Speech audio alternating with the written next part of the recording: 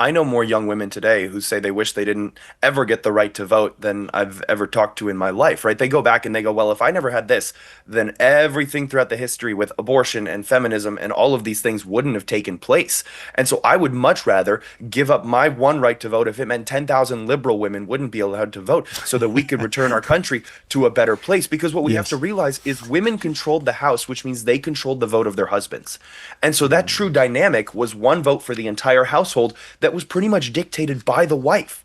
Right. Mm. So the husband, who was tasked with taking care of and being responsible for his entire family, used the singular vote he had for his household to make sure that they were protected, to make sure that they were provided for.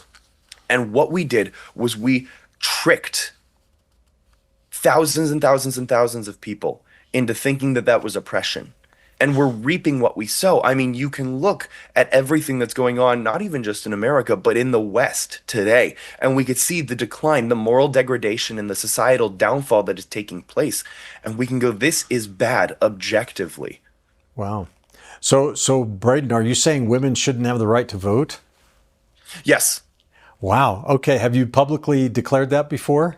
Yeah, numerous times. My stance is a voting system based on Christian morals, which relates to married couples having one joint vote. And so it's not, oh, women shouldn't vote. It's that women should vote with their husbands and husbands with their wives. It is this idea that we should be working together, because what happened is when we pit the genders against each other, the battle of the sexes, we split everything apart. We took the children out of the home and put them in the government school systems. We put the wife against her husband and the husband against his wife. And that is what led to the downfall of America. Mm.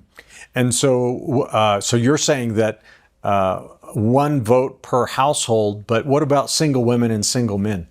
Do they get They their don't own vote. vote? Nuns and priests and celibate, religious folk have a little bit of a different designation. But when it comes to Americans, we want people to be invested in the future of the country. And so the only way we're going to do that is if they have a stake in it. And so even better would be married and owns land, or at least rents a piece of property. Because if you are participating in society, you are more likely to vote selflessly than selfishly.